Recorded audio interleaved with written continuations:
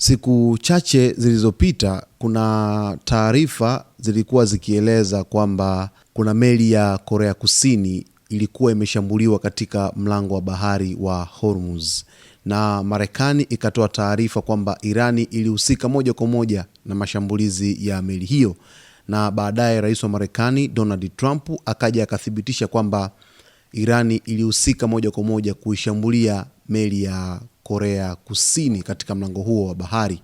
Na baadaye Trump akaenda mbali zaidi akiitaka Korea Kusini kuungana na Marekani katika kufanya mashambulizi dhidi ya Iran katika mlango wa bahari wa Hormuz kwa sababu meli yao ilishambuliwa na Iran. Sasa leo hii Irani imezungumza kwa mara ya kwanza mara baada ya shutuma hizo ambazo zilitoka moja kwa moja kwa Marekani kwamba ilikuwa inahusika na shambulizi la meli hiyo. Sasa Irani imekanusha vikali kwamba haikuhusika na shambulio la meli ya Korea Kusini katika mlango wa bahari wa Hormuz siku chache zilizopita.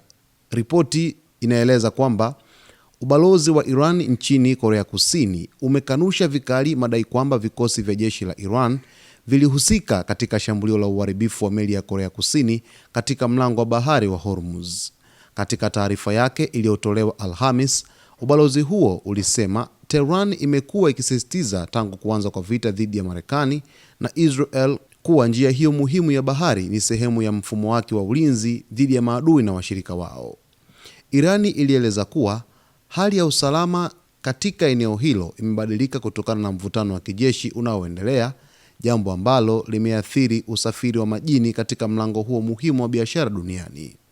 Wiki hii mlipuko mkubwa uliosababisha moto ulitokea katika meli yenye uhusiano na Korea Kusini karibu na mlango wa bahari wa Hormuz.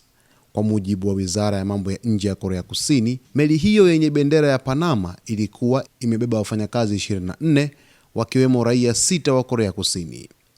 Taarifa hizo zilisema meli hiyo ilikuwa imesimama karibu na Umoja wa Falme za Kiarabu kabla ya mlipuko kutokea, huku hakuna majeruhi wala vifo vilivyoripotiwa.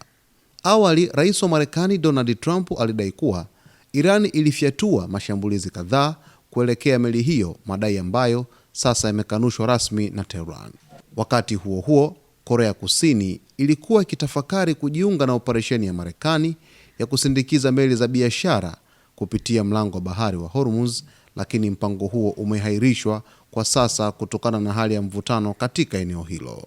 Mwisho wa ripoti inavyoeleza. Sasa hapa kumekuwepo na sintofahamu ya taarifa kutoka pande mbili kati ya upande wa Marekani na upande wa Irani. Marekani siku chache zilizopita kupitia Rais Donald Trump ilitoa taarifa kwamba Irani ilihusika moja kwa moja na shambulio dhidi ya meli hiyo, na sasa hivi Irani imekuja kukanusha kwamba hawakuhusika katika shambulio la meli hiyo kupitia balozi wake aliyopo Korea Kusini. Sasa inaibua sintofahamu, taarifa ipi ni ya ukweli na taarifa ipi si ya ukweli. Kwa hivi sasa kinachoendelea katika mlango wa bahari wa Hormuz ni masharti mapya ambayo Irani imeyaweka baada ya kutoa fomu ambayo ina maswali takribani 40 ambayo yanatakiwa kuweza kujibiwa na meli ambazo zinapita katika mlango huo, yakilenga zaidi kupata taarifa muhimu ambazo zitaweza kuthibitisha kwamba meli hizo zina uhusiano na Israel na Marekani au hazina uhusiano na Israel na Marekani, ili ziweze kuruhusiwa kupita katika mlango huu wa bahari wa Hormuz. Basi kwa taarifa zaidi, mtazamaji wetu, ni kuombe uendelee kuwa nasi wakati wote kwa kusubscribe channel yetu, kulike, kucomment pamoja na kushare.